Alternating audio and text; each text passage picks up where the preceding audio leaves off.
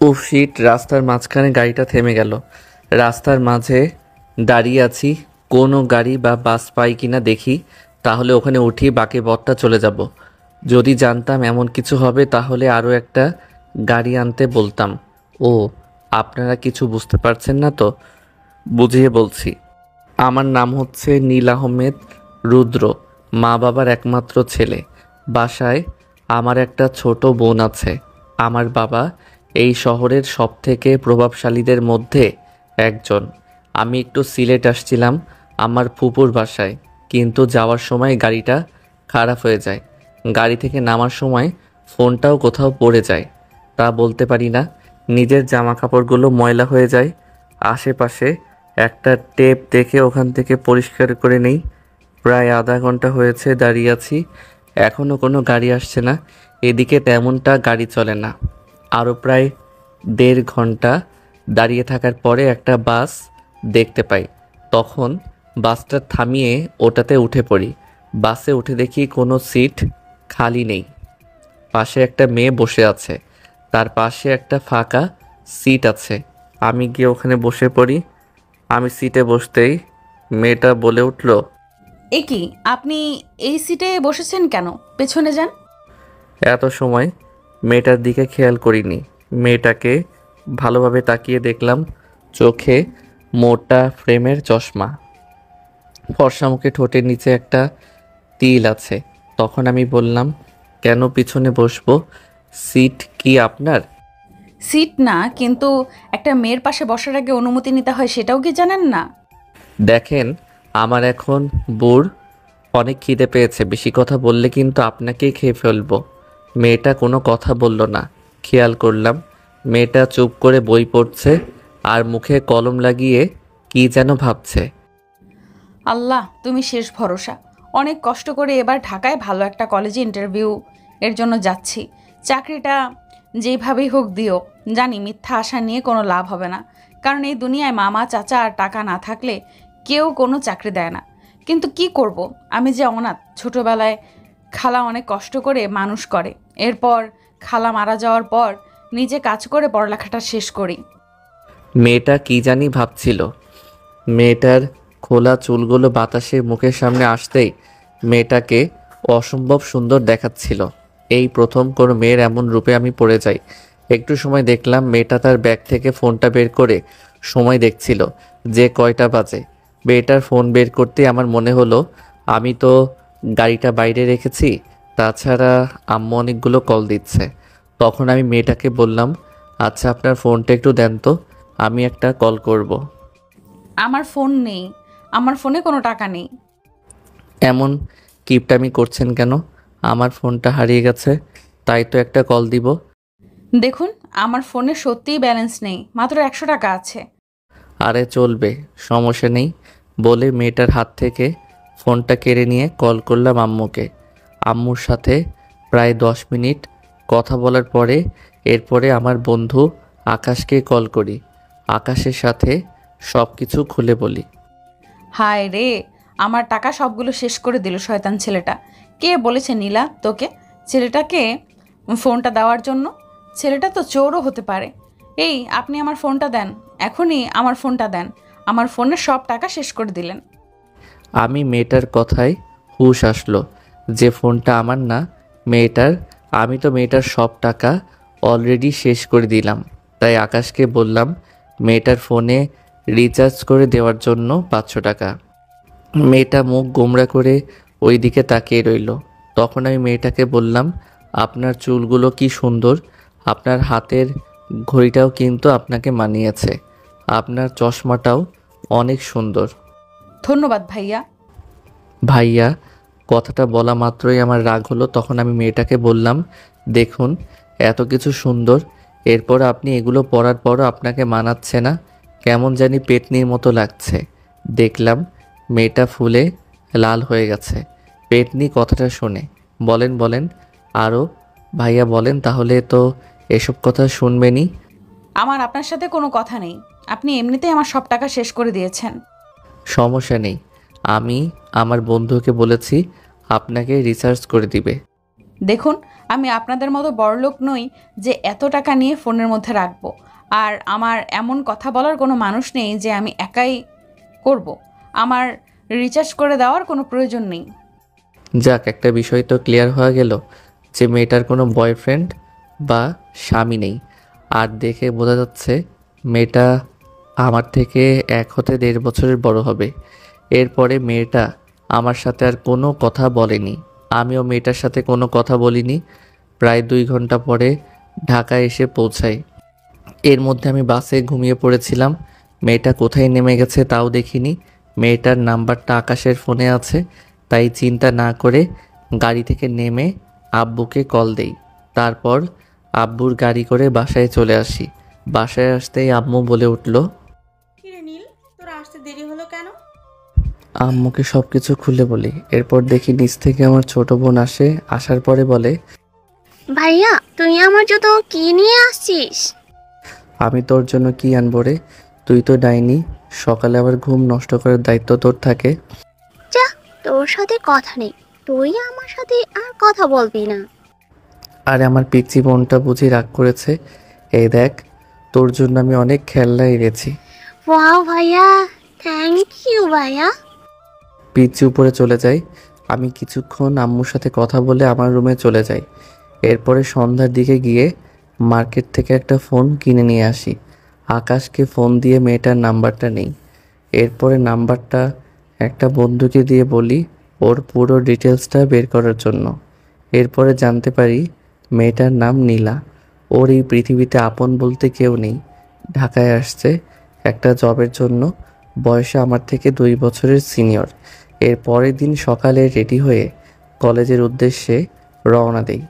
College campus আসতে আকাশ বলে উঠল, কিরে, তুই এতদিন কোথায় ছিলে? তোর তো কোনো পাত্তাই নেই।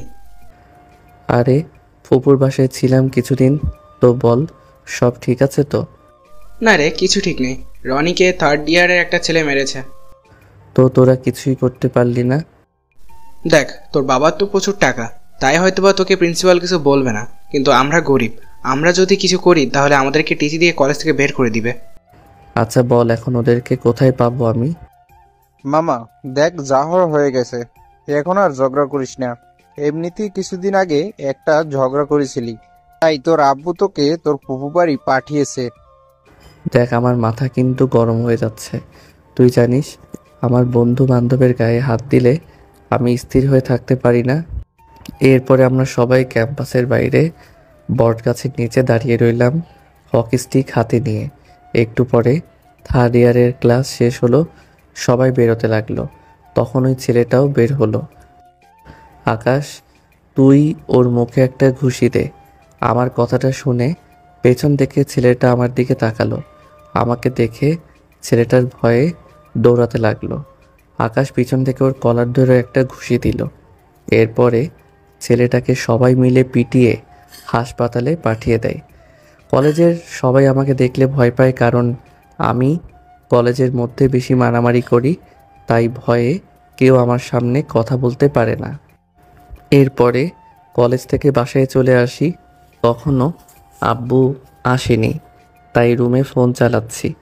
তখন আকাশ কল করে, মামা, কাম তো সারছে। আমরা যে পোলারে মারছি, ওর বাপে তো ওখানে টিচার। আচ্ছা ঠিক আছে, তুই চিন্তা করিস না, আমি আব্বুকে বলে কোনো একটা ম্যানেজ করে নিব।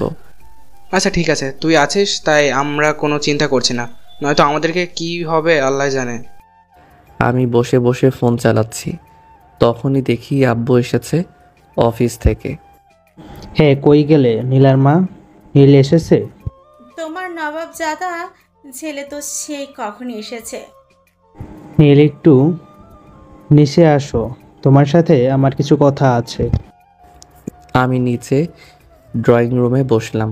বসার পরে আব্বু আমার দিকে তাকিয়ে বলতে লাগলো, বাবা, আমার বয়স হয়েছে এখন, দেখ আমার দ্বারা এগুলো সম্ভব হচ্ছে না। অফিসের দায়িত্বটা আমি আর নিতে পারছি না। আমি চাচ্ছি তুই অফিসের দায়িত্বটা নে, কিন্তু তার আগে তোর একটা বিয়ে দিয়ে দেই। আব্বুর কথা শুনে কি বলবো তা মাথায় ঢুকছে না। যাই হোক, মাথা ঠান্ডা করে ভেবেচিন্তে কথা বলতে হবে। আচ্ছা বাবা, ঠিক আছে। অবশেষে ছেলেটা মানলো বিয়ে করতে। আমি বলেছিলাম না আমার ছেলে রাজি হবে বিয়ে করতে। কিন্তু বাবা, আমার একটা শর্ত আছে। তোর আবার কি শর্ত? আচ্ছা, যাই হোক, তোর যে কোনো শর্ত আমি মানতে রাজি। তারপরও এতদিন ধরে তোকে বলছি, অবশেষে তুই রাজি হলে বিয়ের জন্য। এখন বল তোর শর্ত কি? আসলে আব্বু, আমরা একটা গ্যাঞ্জাম করেছি কলেজের মধ্যে, তাই তোমাকে প্রিন্সিপাল কাছ থেকে এগুলোর সমাধান করে দিতে হবে। শুধু আমি না, আমার বন্ধু আকাশ ও রনি। আর দ্বিতীয় শর্ত হলো, আমি আমার পছন্দ মতো বিয়ে করব, আর আমার 6 মাসের জন্য সময় লাগবে। আমি প্রথম শর্তটা মেনে নিলাম, কিন্তু আমার পুত্রবধূকে দেখতে চাই। 6 মাস না, 3 মাসের সময় দিলাম। এর মধ্যে তোকে পছন্দ করে বিয়ে করতে হবে। যাই হোক আব্বু সব কিছু মেনে নিয়েছে, তাই উপরে চলে যাই, খাওয়া দাওয়া শেষ করে ঘুমিয়ে পড়ি সকালবেলা। নীলমিনাকে স্কুলে দিয়ে আয়। এই ভাইয়া, স্কুলে দেরি হয়ে যাচ্ছে। আমার গতকাল নতুন রাগী টিচার আসছে, খুবই ডেঞ্জারাস। দেরি হলে বকা দেয় আর জ্ঞান দেওয়া শুরু করে। উঠছি যা। ওই কবে থেকে উঠছি বলছিস? উঠবি না পানি ঢালমু। ধুর ডাইনি, তোর জন্য শান্তি মতো ঘুমানোই যাবে না। দাঁড়া, রেডি হচ্ছি। তোর জন্য আজকেও আমার লেট। আমার ইচ্ছে করে তোর মাথা ফাড়াই। তুই ম্যাডামের সাথে কথা বলবি, অনেক অনেক রাগী, আমার ভয় করে। আমার ভয় করে ম্যাডামদের সামনে কথা বলতে। চুপ, তুই কথা বলবি, ব্যবা করলে হবে না। আচ্ছা ঠিক আছে, আমি যেহেতু ভুল করছি আমাকে নিয়ে গিয়ে মেরে দিস। চল এখন। আমি মিনাকে বাইকে করে ওর স্কুলের সামনে নামিয়ে দেই। এরপর মিনা বলে, ওই চল, টিচার এর কাছে দেরি হওয়ার কারণ বলবি। কি করার, বাধ্য হয়ে যাওয়া লাগছে। এমনিতেই টিচারদেরকে ভয় পাই। এরপর মাথা নিচু করে দাঁড়িয়ে আছি, তখন ম্যাম মিনাকে বকা দিতে লাগলো। মিনা, তুমি গতকাল দেরি করেছো। গতকাল আমার ফার্স্ট ক্লাস ছিল, তাই কিছু বলিনি। তাই বলে যে প্রতিদিন দেরি করবে তা কিভাবে? ম্যাডাম, আমার কোনো দোষ নেই, সব দোষ আমার ভাইয়ের। ও ঘুম থেকে দেরিতে উঠে আর বকা শুনতে হয় আমায়। আপনি কেমন ভাই, এমন কেয়ারলেস কেন? আমি ম্যাডামের দিকে তাকাতেই অবাক হলাম, কারণ ও আর কেউ না, নীলা, যার সাথে আমার প্রথম বাসে দেখা হয়েছিল, আমার ক্রাশ। আপনি? সেই জন্যই তো আপনার বোন এরকম অবস্থা। যার ভাই এমন বখাটে, তার বোনকে কিভাবে ঠিক সময় আনবে? দেখুন, আপনি কিন্তু অপমান করছেন। এই ছেলে, তুমি কিসে পড়ো? মানে কি বলছো শুনো নাই? ইয়ারি। সেকেন্ড ইয়ারে হয়েছে বুঝা। তুমি আমার 2 বছরের ছোট। তো কি হয়েছে? আপনার বোনকে সময় মতো নিয়ে আসবেন, কথাটা যেন মনে থাকে। আর আমাকে ম্যাম ডাকবেন, কারণ কিছুদিন পর আপনার কলেজে টিচার হব আমি। ম্যাম, আপনি ভাইয়াকে যা দিয়েছেন না, ভাইয়া কখনো এমন কাউকে ভয় পায় না, শুধু আপনাকে ভয় পেয়েছে। এমন ছেলেদের ঠিক করার টেকনিক আমার জানা আছে। এখন পড়তে বসো। শালার মেয়েটাকে দেখলে কেন জানি না আমার বুকের ভিতরে শব্দ করে। একটু পর আকাশ কল করে। মামা, ওই টিচার ওর ছেলেকে তো প্রিন্সিপাল বের করে দিয়েছে। আব্বুকে বলেছিলাম। এরপরে আকাশকে সব কিছু খুলে বলি, তখন আকাশ বলে, তুই মাঠে আয়, আমরা সবাই ওখানে বসে আছি। আমি গিয়ে দেখি আকাশ ও রনি ওখানে বসে আছে। তখন রনি বলে, মামা, তোর ক্রাশ কিন্তু ইন্টারভিউ দিতে আসছিল, কিন্তু স্যার মনে হয় অন্য কাউকে নেবে। কারণ শুনেছি যাকে ঢুকাবে সে নাকি স্যারকে 10 লাখ টাকা দিতেছে। দাঁড়া, এখনই হচ্ছে। এরপর হেড অফিসে কল দিয়ে ভয় দেখে নীলা চাকরিটা কনফার্ম করে দেই। এরপরে রাতে বাসায় এসে নীলাকে কল দেই। 2-3টা কল যাওয়ার পর রিসিভ করে, ফোনটা ধরতে এত দেরি হলো কেন? আমি অপরিচিত কারোর কল ধরিনি। আর আপনি কে? হব একজন। পরিচিত না হলে কি কল দিতাম? দেখুন, এত ভনিতা না করে বলেন কে আপনি, নয় ফোনটা রাখেন। এত রাগ করেন কেন? কল করেছি, ওই যে আমি মিনার ভাই। ও আপনি সেই বকেটেটা, তো কল কেন দিয়েছেন? না, বলছিলাম আপনি তো মিনাকে পড়া দিয়েছেন, কি পড়া দিয়েছেন তার জন্য জিজ্ঞেস করেছিলাম। পড়া জিজ্ঞেস করতে নাকি সিনিয়র ম্যাডামের সাথে লাইন মারতে? না না, কি যে বলেন। দেখুন ফোন রাখেন, আমার কাজ আছে। নীলা ফোনটা কেটে দিল।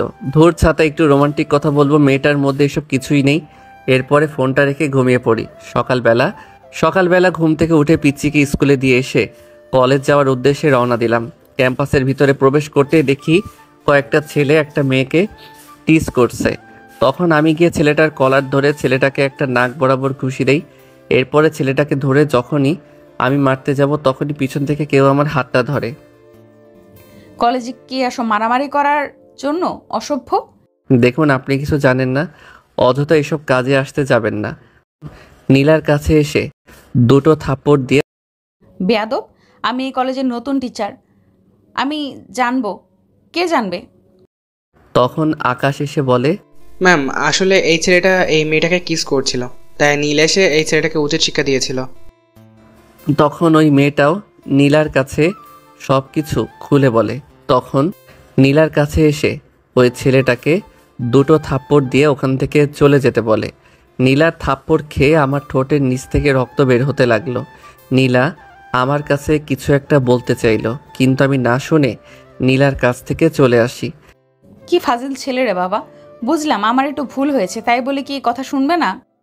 আমি আর ক্লাস করলাম না, আকাশ আর অনিককে বলে ওখান থেকে চলে আসলাম। রাতে শুয়ে ফোন চালাচ্ছিলাম, তখনই আমার ফোনে কল আসলো। কলের নাম্বারটা দেখে আমি অবাকই হলাম, কারণ ফোন নাম্বারটা অন্য কারো না, ছিল নীলার। কলটা রিসিভ করতে ওপাশ থেকে বলে উঠল, আসসালামু আলাইকুম, কেমন আছেন? কেন? আপনার কি মনে হয়েছে, আপনি কি ভেবেছেন আপনার থাপ্পড় খেয়ে আমি খারাপ থাকবো? দেখুন, একটু ভুল বোঝাবুঝি হয়েছে, সেজন্য আমি আপনাকে সরি বলার জন্য আপনাকে কল করেছি। কিন্তু এখন দেখছি সে সরিটাও বলবো না, কারণ আপনার ব্যবহারটা আমার ভালো লাগেনি। আর হ্যাঁ, আপনাকে একটা কথা বলি, সিনিয়র মেয়েদের পেছনে লাইন মারা বন্ধ করুন। আমাকে মিনা সব কিছু বলেছে। কি তার মানে? আমি যে নীলাকে পছন্দ করি সব কিছু বলে দিয়েছে মিনা, তোকে তো আমি ছাড়ছি না। তখন আমি নীলাকে আমার উদ্দেশ্যে করে বললাম, দেখুন, আপনি সরি কিভাবে বলবেন তা আমি জানি না, কিন্তু আপনি যদি সরি নাও বলেন, কিভাবে বলে নিতে হয় সেটাও আমার জানা আছে। আমার সাথে মাস্তানি করবেন? আমি কিন্তু আপনার কলেজের টিচার। ঠিক আছে, আসেন, তখন দেখা যাবে কে কি করতে পারে। আগামীকাল কলেজে আসুন, দেখা যাবে। নীলা এরপরে কলটা কেটে দেয়। তারপর আমি কিছুক্ষণ ফেসবুক চালিয়ে ঘুমিয়ে পড়ি। সকালবেলা ফ্রেশ হয়ে নিচে আসতে আব্বু বলল, নীল, আজকে আমার শরীরটা ভালো না, চল আমার সাথে আজকে অফিসে চল। আব্বু, আজকে আমার একটা বিশেষ ক্লাস আছে, তাই আমি আজকে তোমার সাথে যেতে পারবো না। কি এমন বিশেষ ক্লাস? আমি তো জানি তুই ঠিকভাবে নিজের ক্লাসটাই করিস না, তাহলে আজকে এমন কি বিশেষ কাজ? মনে করো তোমার পুত্রবধূকে পটানোর চেষ্টা করছি। তাহলে ঠিক আছে, আমি কিছু বলবো না। যত তাড়াতাড়ি পারিস আমার পুত্রবধূকে ঘরে তুলে নিয়ে আয়। কিন্তু বাবা, ওর ফ্যামিলিতে ওর বাবা মা বলতে কেউ নেই। তো কি হয়েছে, আমি আর তোমার বাবা তো আছি, ওর মা বাবা হয়ে থাকবো। আমি জানি আমার আব্বু আম্মু খুব ভালো মানুষ। আব্বুকে বিদায় জানিয়ে বাইকে করে কলেজে যাওয়ার উদ্দেশ্যে রওনা দিলাম। যাওয়ার পথে অনিকার আকাশকে বাইকে নিয়ে একসাথে কলেজে যাওয়ার উদ্দেশ্যে তিনজন মিলে রওনা দিলাম। তখন রাস্তার মাঝখানে একটা মেয়েকে দেখে আকাশ বলল, মামা এই মেয়েটাকে আমার খুব পছন্দ হয়েছে, আমি ওকে ভালোবাসি, কিন্তু ভয় কখনো বলতে পারিনি আমার ভালোবাসার কথা। আমি বাইক থামিয়ে পাশের দোকান থেকে একটা গোলাপ ফুল নিয়ে আকাশকে বললাম, যা এখনই মেয়েটাকে গিয়ে প্রপোজ কর। মামা আমার খুব ভয় করছে, যদি মেয়েটা আমার গালে দুইটা উত্তম মাধ্যম বসিয়ে দেয় তখন কি করব? আমি বললাম, দেখ আমি যেভাবে বলছি ঠিক সেভাবে প্রপোজ কর, দেখবি মেয়েটা রাজি হতে বাধ্য হবে। এরপরে আকাশকে প্রপোজ করার ব্যাপারটা সুন্দর করে বুঝিয়ে দিলাম। এরপরে আকাশ মেয়েটার কাছে গিয়ে হাঁটু গেড়ে বলতে লাগলো, স্বপ্ন দিয়ে আঁকি আমি সুখের সীমানা, হৃদয় দিয়ে খুঁজি মনের ঠিকানা, ছায়ার মতো থাকবো আমি তোমার পাশে, যদি একটু ঠাঁই দাও তোমার হৃদয়ের মাঝারে। ভালোবাসি প্রিয়, বড্ড ভালোবাসি তোমায়। এরপর খেয়াল করলাম মেয়েটা আকাশকে জড়িয়ে ধরে। তারপর আকাশের সাথে অনেক সময় ধরে কথা বলে দুজন। আর আমি আর অনেক তো শালার বডিগার্ডের মতো দাঁড়িয়ে আছি। তুই এটা কোন কাম করলি? এখন তো বরবাদ শালা। মেয়ে মানুষ পেয়ে ভুলে গেছিস? আরে ও আমাকে মেয়েটার কথা অনেক আগে বলেছে, কিন্তু আমি সিরিয়াসলি নেই নাই। কিন্তু ও পরে বলেছে সত্যি ওই মেয়েটাকে পছন্দ করে, তাই দুজনকে এক করে দিলাম। ওরটা তো করে দিলি, তোরটা কি হবে? আমারটার কি তোদের আজ দেখাবো। আমারটা কি জিনিস দেখেছিস, চিনিস নাই? এর মধ্যে আকাশ চলে আসে। কি মামা, তাহলে তো সব হয়ে গেছে তাই না? থ্যাঙ্কস মামা, তোরা ছাড়া হয়তো আর কখন ওরে আমি আমার মনের কথা বলতে পারতাম না। ঠিক আছে, পরে পিরিত করিস, এখন ক্লাসে চল। মামা কাহিনী কি, আজ এত তাড়াতাড়ি ক্লাসে যাবি? আরে তোদের ভাবির ক্লাস একটু পর। কিছু সময় পর কলেজে আসি, এসে দেখি নীলা ক্লাস নিচ্ছে। আমি ভিতরে প্রবেশ করতেই নীলা বলল, কয়টা বাজে? এখন কি ক্লাসের সময়? না মানে না মানে কি? বের হও ক্লাস থেকে। দেখেন আজকে তো দেরি হয়েছে, আর আমরা সব সময় এমন সময় আসি। আমার ক্লাসে দেরি পছন্দ না, তাই তোমরা বাইরে গিয়ে দাঁড়াও। জানি রাতের কথার প্রতিশোধ নিচ্ছে, তাই কিছু বললাম না। আকাশ অনেক সহকারে ক্লাস থেকে চলে আসি। তখন আকাশ বলে, ভাই রে ভাই, মায়াটা কি ডেঞ্জারাস, ওর চোখের দেখলেই আমার ভয় লাগে। তুই জানিস কেউ? মনে হয় যেভাবে বলছিস তুই ম্যামের বয়ফ্রেন্ড। হ্যাঁ, ক্লাসে ওই রাগী মেয়েটাই হচ্ছে নীলা। কি ভাই, আমি তোর সাথে নাই, কখন যে কি করে তা বলা যায় না। হুম ভাই, বেঁচে গেছে। এমন রাগী একটা মেয়েকে তোর পছন্দ করতে হলো। মানলাম মেয়েটা সিনিয়র। প্রেমে পড়ে গেছি, কি করব বল। প্রথম দেখায় যে এমন করে নিব বুঝতে পারিনি। আমি আকাশ অনিককে বিদায় জানিয়ে আব্বুর অফিসে যাই। অফিসে গিয়ে ম্যানেজার থেকে চেক বই নিয়ে 20,000 টাকা লিখে আব্বুর কাছে যাই। আব্বু সাইন করো। কি জন্য টাকা? গত সপ্তাহে তো 50,000 নিলি। এর জন্য তো আমি কার্ডটা সাথে করে নিয়ে আসি। তোর বিশ্বাস নেই? আব্বু টাকাটা লাগবে। তোর তো কোনো প্রয়োজনে টাকা নিস না, শুধু আজে বাজে জিনিস নিয়ে নষ্ট করিস। না আব্বু, টাকাটা লাগবো আমার, প্লিজ দাও না। আচ্ছা আচ্ছা ঠিক আছে, দিচ্ছি। আমার কাছে ক্যাশ আছে, নিয়ে যা। আব্বু টাকা দিল। অফিস থেকে চলে যাই একটা শপিং মলে। নীলার জন্য একটা সুন্দর দেখে ড্রেস পছন্দ করি। এরপরে ড্রেসটা নিয়ে বাসায় চলে আসি। আজকে একটু সকাল সকাল ঘুম থেকে উঠে গেছি। ঘড়িটা হাত দিয়ে দেখি পুরাই মাথা নষ্ট, কারণ আমি আজকে সব দিনের চেয়ে আগে উঠে গেছি। কারণটা কি বুঝতে পারলাম না। ভাবলাম সকালে ঘুম থেকে উঠে গেছি যেহেতু, তাহলে গোসলটা করে নেই। এটা ভেবে ওয়াশরুমে চলে যাই। ওয়াশরুম থেকে বের হয়ে টাওয়েল জড়ানো অবস্থায় লুঙ্গি ড্যান্স করছি আর হানি সিংয়ের গান গাইতেছি। তখনই কেউ একজন আমার রুমের দরজা খুলে আমার রুমে এসেই চিৎকার দেয়। আ আমি নীলাকে আচমকা দেখে বলে উঠি, তো তুমি এখানে কেন? না সরি, মানে আপনি এখানে কেন? চোখ বন্ধ করে ওপাশ হয়ে বললাম, সরি, আমি জানতাম না তোমার রুম। মিনা আমাকে এই রুমটা দেখিয়ে দিয়েছে ওয়াশরুম বলে।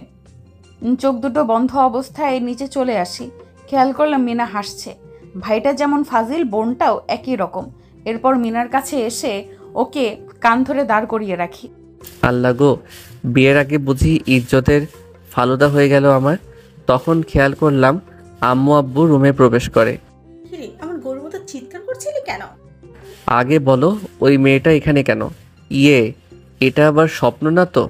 কি বলে ফেললাম। কেন, তুই জানিস না? মানে জানি না, মানে মেয়ে মানে। ব্যাপার কি, রাতে কি স্বপ্ন দেখলি নাকি? যে একবার বলিস কে মেয়েটা, আবার বলিস মেয়েটা কি আসছে, বুঝিয়ে বলতো বাপ। ও, আমি বুঝতে পেরেছি, মিনার ইংলিশ টিচারের কথা বলছিস। ওকে, আমি বলছি মিনাকে পড়ানোর জন্য। মানে নীলা আমার ছোট বোনকে পড়াতে এসেছে, আর মিনা দুষ্টুমি করে আমার রুমে নীলাকে পাঠিয়েছে। এটা স্বপ্ন না, সত্যি। আম্মু আব্বু চলে যায় নিচে। তখন আম্মু নিচে এসে নীলাকে দেখে বলে, আবার মনে কিছু করো না ওর চিৎকার শুনে। না আন্টি, আর নীল তো যে কলেজে পড়ে আমিও ওই কলেজেরই টিচার। ওহ, তাহলে তো ভালোই। যদি আমার ছেলেটাকে একটু মানুষ করতে পারো মা। আমি খেয়াল করলাম নীলা আর মা কথা বলছে। আমি রেডি হয়ে নিচে আসলাম। তখন আম্মু বলল, নীল, মেয়েটাকে বাসা পর্যন্ত পৌঁছে দিয়ে আয়। আম্মুর কথা শুনে মনের মধ্যে লাড্ডু ফুটতে লাগলো। তখন নীলা বলে উঠল, না আন্টি, লাগবে না, আমি একা যেতে পারবো। না, তুমি যেখানেই থাকো ওই জায়গাটাই তেমন ভালো না, আর আমি তোমার ক্ষতি চাই না। আমি তোমার মায়ের মতো। ওনার মুখে মা কথাটা শুনে কেন জানি না চোখ দুটো ভিজে আসতে লাগলো। কি ব্যাপার, তুমি কান্না করছো কেন? কই না তো। একদম মিথ্যা বলবা না। তোমার চোখে পানি দেখেছি, তোমাকে বলতেই হবে। না, আসলে আপনার মুখে মা শব্দটা শুনে তাই আমার মায়ের কথা মনে পড়লো, কারণ অনেক ছোটবেলায় আমি আমার মাকে হারিয়েছি, তাই। বোকা মেয়ে, এখানে কান্না করার কি আছে? তুমি এখন থেকে আমাকে আম্মু বলে রাখবে, ঠিক আছে? আমি তো এসব দেখে আবুলের মতো দাঁড়িয়ে আছি। তখন আম্মু বলল, নীলাকে ঠিকভাবে বাসায় পৌঁছে দিয়ে আয়। আম্মুর কথায় মাথা নাড়ালাম। নীলাকে ওর বাসায় দিয়ে আসতে লাগলাম। নীলা আজকে একটা নীল রঙের ড্রেস পরেছে। ওকে দেখতে কি অপরূপ সুন্দর দেখাচ্ছে বলে বোঝানো যাবে না। আমি নীলার পিছনে পিছনে হাঁটছি আর নীলার সামনে। তখন নীলাকে বললাম, ম্যাম, আমি আপনাকে কিছু একটা দিতে চাই। কি? তখন গতকাল শপিং থেকে কিনা শাড়িটা নীলার হাতে দিই। এখানে কি? আপনার জন্য।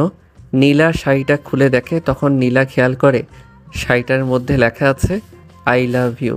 তখন নীলা, তুমি কি ভেবেছ ওই দিনের সাধারণ বিষয়টা নিয়ে অধিকার দেখাবে? আমি তোমাকে কখনো মেনে নিতে পারবো না। নীলা আমাকে একটা থাপ্পড় দিয়ে ওখান থেকে চলে যায়। সমস্যা নেই, আমিও দেখব ও কিভাবে আমাকে না মানতে পারে। আপনারা বুঝতে পারছেন না তো কিসের অধিকার? একটু দাঁড়ান, সব বলছি। নীলকে একটা থাপ্পড় দিয়ে ওখান থেকে চলে আসে। আমি জানি নীল অনেক কষ্ট পেয়েছে, কিন্তু আমি কি করব? আমিও যে তোমায় ভালোবাসি, কিন্তু আমাকে তোমার বাবা মাও এই সমাজ মেনে নেবে না। তাই আমি চাইলেও তোমাকে আপন করে নিতে পারবো না, কারণ আমি এতিম। থাপ্পড়টা একটু জোরে লেগেছে। সমস্যা নেই, ভালোবাসা নিয়ে সব পুষিয়ে নিব। ও আপনাদের তো বলা হয়নি আমার সাথে নীলার কিসের অধিকারের কথা। মনে আছে যখন বাসে প্রথম নীলার সাথে দেখা হয়েছিল? সেদিন বাসটা ঢাকায় যাওয়ার উদ্দেশ্যে ঠিকই রওনা দিয়েছিল, কিন্তু মাঝপথে ওই এলাকায় একদল ডাকাত ওই বাসটা জিম্মি করে। সেদিন মোটা ফ্রেমের চশমা চোখে দিয়ে মেয়েটা কি যেন বড় বড় চোখ দিয়ে পড়ছে। হঠাৎ করে কিসের জন্য একটা শব্দ হলো। তখনই বাসটা থেমে যায়। বাসটা থামতেই কতগুলো লোক গাড়িটায় উঠে যায়। উঠে লোকগুলোর মধ্যে একটা দাড়ি গোঁফওয়ালা লোক বলে ওঠে, এই বাসটা হাইজ্যাক করা হয়েছে। আপনারা একে একে সবাই নিজেদের জিনিসগুলো দিয়ে যান। আমি আবার কাল্লু ডাকাত, ভদ্রভাবে কথা বলতে পছন্দ করি। কিছু থেকে কিছু হলে কিন্তু বিনা টিকিটে উপরে পাঠিয়ে দেব। হাহা। বাসের মধ্যে সবাই তো ভয়ে কাট। আমিও কিছু করতে পারলাম না, কারণ ডাকাতদের হাতে ছিল পিস্তল। তখন খেয়াল করলাম মেয়েটা ভয়ে বাচ্চাদের মতো কান্না শুরু করলো। তখন ডাকাতদের সর্দার বলল, এই, ওই মেয়েটাকে নিয়ে আয়। বেশি চিল্লাচিল্লি করছে, ওকে বন্ধ করার ঔষধ দিয়ে দিই। তখন দুটো ডাকাত নীলাকে ধরে আনতে গেলে আমি বাধা দিলে তখন সর্দার বলে, দুইটাকে নিয়ে বাইরে মুখ বন্ধ করে বেঁধে রাখ। এরপরে ডাকাতগুলো আমাকে আর নীলাকে বেঁধে বাইরে রেখে দিয়ে বাসের ভিতরে সবার কাছে থেকে লুট করতে লাগলো। নীলা আমার পিছনে বাধা ছিল, তাই ওকে ইশারায় বললাম বাঁধনটা খুলে দিতে। তখন ও মুখ নাড়িয়ে বলে কিছুই বুঝতে পারছে না। আমি আস্তে আস্তে পিছনের হাত দিয়ে নীলার বাঁধনটা খুলি। তখন নীলা আমার বাঁধনটাও খুলে দেয়। তখন নীলার হাত ধরে জঙ্গলের দিকে দৌড়াতে লাগি, কারণ ডাকাতগুলো জঙ্গলের দিকে আসবে না। তখন নীলা বলে, আপনি এখানে কোথায় আসলেন? এখানে তো শুধু জঙ্গল ছাড়া আর কিছুই তো দেখছি না। আপনি আমাকে বাইরে নিয়ে যান। হ্যাঁ, এটা আমার শ্বশুর বাড়ি, তো সেজন্য আমি আপনাকে এখানে নিয়ে এসেছি। আর আমি জানি এখান থেকে কিভাবে বের হতে হয়। জানেন তো? কেন নিয়ে আসলেন? ও আমার ভুল হয়েছে, আপনাকে ওইখানে ওই ডাকাতের মাঝে রেখে দেওয়ার প্রয়োজন ছিল। যখন ওই ডাকাতগুলো আপনাকে গুলি করে মেরে ফেলতো তখন ভালো হতো। জানেন না তো কেন নিয়ে আসলেন? এই জঙ্গলে আমার ভয় লাগছে, প্লিজ একটু আলো জ্বালান না। এই মেয়ে চুপ করো, এতক্ষণ ধরে তোর বক বক শুনতেছি, আর একটা কথা বললে এখানে ফেলে দিয়ে চলে যাব। এই আমাকে বকা দিচ্ছেন কেন? এরপর আমি সামনে খুঁজতে লাগলাম কোথাও বের হওয়ার রাস্তা পাওয়া যায় কিনা, কারণ জঙ্গলটা ঘন অন্ধকারে, ভিড়ের মধ্যে কোথাও কোনো আলো নেই, এমনকি কোনো রাস্তা খুঁজে পাচ্ছি না। এরপরে আমি আর নীলা হাঁটতে হাঁটতে একটা আদিবাসীর জঙ্গলে ঢুকে গেলাম। তখন ওখানে দেখলাম একটা বৃদ্ধ লোক দাঁড়িয়ে আছে। তখন ওই বৃদ্ধ লোকটার কাছে গিয়ে বের হওয়ার রাস্তাটা খুঁজতেই বুঝতে পেরেছি, তোমরা জঙ্গলে হারিয়ে গেছো। আগে বলো, তোমরা কি দুজন স্বামী স্ত্রী? হ্যাঁ, আমরা দুজন স্বামী স্ত্রী। কী সব বলছো তুমি এগুলো? ওনা মিথ্যা কথা বলছে। আমরা দুজন বাসে একসাথে আসছিলাম, কিন্তু মাঝপথে ডাকাত আমাদের বাস হাইজ্যাক করে। তাহলে তোমরা দুজন স্বামী স্ত্রী না? তখন লোকটা এই কথাটা শুনে আরও কিছু লোককে ডেকে আনে। তখন ওই লোকগুলো এসে আমাকে আর নীলাকে একসাথে বেঁধে ফেলে। তখন ওই বৃদ্ধ লোকটি বলতে শুরু করে, আজকে অমাবস্যা রাত, এই রাতে কোনো ছেলে মেয়ে একসাথে থাকতে পারে না, কিন্তু তোমরা স্বামী স্ত্রী না, তাই তোমাদের এই জায়গায় বিয়ে দেওয়া হবে। এই, তোরা ওদের উপর নজর রাখ। বলেন, আরও সত্যি বলেন। এখন তো খুশি হয়েছেন। আমি মিথ্যা কথা বলতে পারি না। এখন সত্যি কথা বলে তো উদ্ধার করছেন। ওই এলাকার কিছু আদিবাসী মেয়ে এসে নীলাকে সাথে করে নিয়ে যায়, আর কিছু ছেলে এসে আমাকে ওদের সাথে করে নিয়ে যায়। আমাকে ও নীলাকে একটা রুমে আটকে দিয়ে ওরা কি জানি করতে থাকে। এরপরে ওদের নিয়ম অনুযায়ী আমার আর নীলার বিয়ে দেয়। তখন নীলাকে আর আমাকে একটা রুমের ভিতরে দিয়ে বাহিরে দিয়ে দরজা লাগিয়ে দেয়। আমি কখনো ভাবিনি আমার সাথে এমন কিছু হয়ে যাবে, আমার এমনভাবে বিয়ে হবে। নীলাকে হয়তো প্রথম দেখায় আমার ভালো লাগে, কিন্তু আমি কল্পনাও করতে পারিনি যে আমার সাথে ওর এইভাবে বিয়েটা হবে। যেহেতু বিয়েটা হয়ে গেছে, সে এখন আমার স্ত্রী। এই দিনটার জন্য আমি অনেক অপেক্ষা করেছিলাম, কিন্তু কে জানতো এইভাবে আসবে। সেই দিনটা বাসরাত নিয়ে কতই না স্বপ্ন ছিল আমার। আজকে সব স্বপ্ন শেষ হয়ে গেল। তখন আমি নীলার সামনে আসতেই নীলা বলে উঠল, দেখুন, আপনি আমার কাছে আসবেন না। আর এখানে যা কিছু হয়েছে এটা একটা অ্যাক্সিডেন্ট ছাড়ার কিছু না। দেখুন, আপনার কাছে এটা সামান্য অ্যাক্সিডেন্ট, কিন্তু সত্যি যে আপনার সাথে আমার বিয়ে হয়েছে এবং আপনি আমার স্ত্রী। দেখুন, আপনি আমার কাছে স্বামীর অধিকার নিয়ে আসবেন না। এটা শুধু একটা অ্যাক্সিডেন্ট ছাড়ার কিছু না। আমি আর কিছু বললাম না। রাতে মেঝেতে শুয়ে পড়লাম। সকালে ওই বৃদ্ধ লোকটি, তোমাদের দুজনকে কিন্তু একসাথে খুব সুন্দর দেখায়। আমি আশাবাদ করি তোমরা দুজন সবসময় সুখে থেকো। এরপর বৃদ্ধ লোকটা শহরের রাস্তা দেখিয়ে দেয়। তখন আমি আর নীলা ওখান থেকে চলে আসি। আপনারা তো পরের কাহিনী জানিনি কি হয়েছে, কিন্তু নীলা আমাকে ওই ঘটনার জন্য কিছুতেই মানতে রাজি নেই। এরপর বাসায় চলে আসি। মিনাকে স্কুলে দিয়ে এসে কলেজে যাওয়ার উদ্দেশ্যে রওনা দিই। কলেজ ক্যাম্পাস এসে দেখি আকাশ ও অনিক বটগাছের নিচে বসে আছে। কি মামা, তোমার তো খবর নাই, আজকাল তো দেখি অনেক বেশি প্রেম করো। তা তো করবেই, ম্যামের ক্রাশ বলে কথা। তো বিয়ে কবে করছিস? বিয়ে তো করেছি। মানে বিয়ে করলি মানে? এসব কি বলিস? আমাদের না জানিয়ে তুই বিয়ে করে ফেললি? না বন্ধু, এটা মানতে পারলাম না। দূর শালা, কথাটা তো শোন। নিজের ভালোবাসা দিয়ে মানিয়ে নিতে হবে। কিন্তু এখন তো কি জানি করছে। কি আর করার, শালারা পকেট ফাঁকা করার ধান্দায় আছে। আকাশ আর অনিককে বিদায় জানিয়ে বাসায় চলে আসি, কারণ আজকে আর ক্লাস করিনি। বাসায় আসতে পিচ্চি বোন, ওই, তুই আমার ব্যাগ থেকে চকলেট কি করেছিস? খাওয়ার জিনিস কি রেখে দেই? সেটা তোর থেকে আমি ভালো জানি। তাহলে জিজ্ঞেস করছিস কেন? কারণ আমার চকলেট নেই, তুই কিন্তু রাখাস না আমারে, আমি জানি তুই খেয়েছিস। এই প্যাকেট আমি তোর রুম থেকে পাইছি। তো কি হয়েছে? এটা যে তোর চকলেট, তার প্রমাণ দে। আম্মু আম্মু দেখো, তোমার ছেলে আমার চকলেট খেয়ে ফেলেছে। কিরে ভাই বোন দুটো আবার টম জেরির মতন শুরু করলি? ওরা তো একটু থামে, তোদের তো তাও হয় না। হয়েছে কি বল? তোমার ছেলে আমার ব্যাগ থেকে চকলেট চুরি করে খাইছে। আম্মু, মিথ্যা কথা কই এই পেতনি? আমার সব জানা আছে। এখন শোন, তুই ওর জন্য এক প্যাকেট চকলেট নিয়ে আসবি। হয়েছে, খেলাম দুটো, আনতে হবে এক বক্স। মামা বাড়ির আবদার। আম্মু তাহলে তোমাকে ভাইয়া আর ম্যামের সিগারেট কথাটা বলতে হয়। মিনার মুখ চেপে ধরে বললাম, চুপ কর বোন, যা লাগে দিমো, মুখ খুলিস না এখন। কিরে কি বলতে চাইলে? আর ওর মুখ ধরে রাখছিস কেন? আম্মু কিছু না, তুমি যাও, আমি এনে দিব, ওকে? আম্মু রান্নাঘরে চলে যায়। ওই ছাড় কুত্তা, আমি আম্মুকে সব বলে দেব।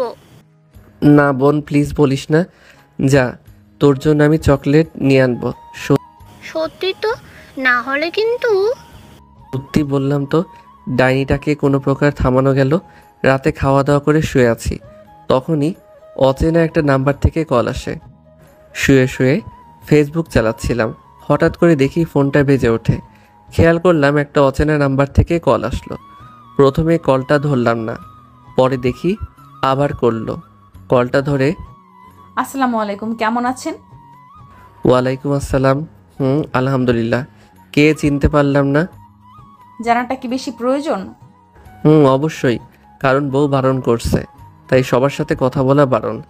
ও আচ্ছা, আমি আসলে গতকালের জন্য সরি বলতে কল করেছি, কারণ এইভাবে আমার কথা বলাটা ঠিক হয়নি। কিন্তু দেখতে পারলাম তুমি তাতে কিছু মনে করনি। সিনিয়র বউ মারতেই পারে, তাই বলে কি বউকে ছেড়ে চলে যাব? আর কিছু বলতে পারলাম না। কলটা কেটে দেই ওপাশ থেকে। দূর ছাতা, মেয়েরা কি এমনই হয়, মুখ দিয়ে কিছু বলবে না? কবি এই জন্যেই বলে, মেয়েদের বুক ফুটে তো মুখ ফুটে না।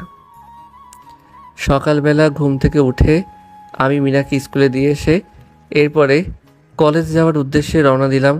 কলেজ ক্যাম্পাসে এসে দেখি আকাশ আর অনিক বসে আছে। আমি ওদের সামনে যেতেই ওরা আমাকে দেখে বলে উঠল, দেখ মামা, রোমিও চলে এসেছে। রোমিও চলে এসেছে, কিন্তু আসতে একটু লেট করে ফেলছে। একটু আগে নীলা ম্যামের ক্লাস শুরু হয়ে গেছে। আমরা তোর জন্যই অপেক্ষা করছি, তুই এইমাত্র আসলি। নীলা আজকে একটা নীল রঙের শাড়ি পরে এসেছে, ওকে তো একেবারে পরীর মতো লাগছে। আমি যেন ওর দিক থেকে চোখ সরাতে পারছি না। কি রে শালা, এভাবে দাঁড়িয়ে দাঁড়িয়ে কি দেখছিস? তোর একটুও লজ্জা করছে না? দূর হালা, লজ্জা তো মেয়ে মানুষের থাকে, ছেলে মানুষের লজ্জা বলে কোনো কিছু থাকে নাকি? এই এখন চল তো ক্লাসরুমে, এত কথা না বলে। শালা দুইটা গিয়ে দুটো মেয়ের পাশে গিয়ে বসলো। জানি শালা দুইটা লুচু, মেয়ে দেখলে মনে ওদের লাড্ডু ফোটে। আমি পিছনের একটা বেঞ্চে বসতেই পাশের একটা মেয়ে সামনের সিট থেকে আমার পাশে এসে বসে। খেয়াল করলাম এটা নেহা। নেহা এসে আমার পাশে বসে বলে ওঠে, কি ব্যাপার নীল, তোমাকে তো খুঁজেই পাওয়া যায় না, গত 1 মাস ধরে তো ক্লাসেও দেখিনি। আসলে একটু ফুপুর বাসায় গিয়েছিলাম। ও, তোমাকে আমি কত খুঁজেছি, কিন্তু ওরা কেউ বলতে পারেনি তোমার কথা। কেন বলো তো? নেহা কিছু একটা বলতে যাবে, তখনই খেয়াল করি নীলা রেগে ওঠে। নেহার দিকে রাগি চোখে তাকিয়ে বলে ওঠে, এই মেয়ে, তুমি না সামনে ছিলে, এখন ওই সিটে কেন গেলে? এখানে কি পড়াশোনা করতে এসেছো না প্রেম করতে? যাও ওই সিটে গিয়ে বসো। খেয়াল করলাম নীলা ম্যাম তো রেগে একদম আগুনের মতো হয়ে গেছে। ওনার মুখটা লাল বর্ণ ধারণ করেছে। দেখলাম নীলা রেগে আমার কাছে এসে বলে, এই দাঁড়াও। পিছনে তাকিয়ে দেখি অন্য কাউকে বলছে কি না। তখন নীলা আবার বলে ওঠে, হ্যাঁ তোমাকে বলছি, দাঁড়াও। গত মাসের যে ইংলিশ সাবজেক্টটা ছিল সেটা ক্লিয়ার করে উদাহরণ দিয়ে ইংলিশে বলো। জি ম্যাম, আসলে বাংলাতে বললে ভালো হয় না। আসলে আমি সব বিষয় ভালো পারি, কিন্তু নীলার সামনে প্রকাশ করিনি। আকাশ সহ সবাই হা করে তাকিয়ে রয়েছে, কারণ আমি হচ্ছি ক্লাসের টপ। কিন্তু ক্লাসের টপের নামটাই রুদ্র দেয়া আছে। তাই নীলা আমাকে চিনতে পারেনি। তখন নীলা বলে ওঠে, আমার বোঝা হয়ে গেছে তুমি কতটুকু পারো। কলেজে তো আসো পড়াশোনা করতে না, মেয়েদের সাথে প্রেম করতে, ভালোবাসার অভিনয় করতে। আমি ঠিকই বুঝতে পারলাম নেহা আমার সাথে এমন হেসে কথা বলার কারণে। নীলা এমন রেগে কথা বলছে। আসলে কবি বলেছে মেয়েরা তার সব জিনিস দিয়ে দিতে পারে, কিন্তু কখনো একটা নারী তার শখের পুরুষকে অন্যের হাতে দিতে বা দেখতে পারে না। এরপর নীলা আরও কিছু কথা বলে কলেজ থেকে বের হয়ে যায়। এরপরে আমিও ক্লাস থেকে বের হয়ে যাই। আমার সাথে সাথে আকাশও অনেক বের হয়ে যায়, তার সাথে নেহাও বের হয়। মামা, আজকে কিন্তু তোর মুখটা দেখার মতো ছিল। দূর শালা, এটা হচ্ছে রোমান্টিক শাসন, তোরা কি বুঝবি? ও ম্যাম, তাহলে তোকে ভালোবাসা দিয়েছে? একটু লজ্জা পেয়ে বললাম। তখন দেখি নেহা এসে বলল, নীল চলো না, আজ একসাথে কফি খাই, কফি শপে গিয়ে। না আসলে নেহা হয়েছে কি, বাসায় না আমার একটু কাজ আছে, তাই তাড়াতাড়ি বাড়ি যেতে হবে নেহার থেকে পিছু ছুটানোর জন্য। অনিক আর আকাশকে বাই বলে ওখান থেকে গাড়ি পার্কের ওখানে চলে আসি। বাইকটা নিয়ে মেইন গেট দিয়ে বাড়ি যাওয়ার উদ্দেশ্যে রওনা দিলাম। একটু সামনে আসতে খেয়াল করলাম কতগুলো বাজে ছেলে একটা মেয়েকে ডিস্টার্ব করছে। একটু সামনে এগিয়ে যেতে দেখলাম নীলাকে ছেলেগুলো ডিস্টার্ব করছে আর আজে বাজে কথা বলতে লাগলো। আমার মাথা প্রচণ্ড পরিমাণ গরম হয়ে যায়। আমি বাইক থেকে নেমে ছেলেগুলোর সামনে যাই। ছেলেগুলোর মধ্যে একটা এসে আমার সামনে আসতেই চিনে যায় কে, তাই ছেলেগুলো ভয় পালাতে লাগলো। ওদের মধ্যে একটা ছেলেকে ধরে ফেলি। যখনই একটা ঘুষি দিতে যাব তখনই, কি করছেন আপনি? আপনি ওদেরকে মারবেন না প্লিজ, আমি মারামারি পছন্দ করি না। মারবো না কেন? ওদের সাহস কত বড় তোমাকে দেখে টিচ করে, তোদেরকে বলছি। আর কখনো যদি ওর দিকে এভাবে তাকাস তাহলে তোদের চোখ আমি উপরে তুলে নেব। আমি ছেলেটার গলা টিপে ধরে কথাগুলো বলতে লাগলাম। ছেলেটার শ্বাস বন্ধ হয়ে যাচ্ছিল। তখন নীলা, প্লিজ ছাড়ুন, না হলে ও তো মারা যাবে এইভাবে গলা টিপে ধরলে। এরপরে ছেলেটাকে ছেড়ে দেই।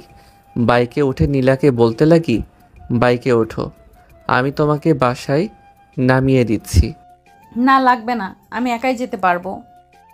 তোমাকে আমি বাইকে উঠতে বলেছি। একটু রেগে কথাটা বললাম।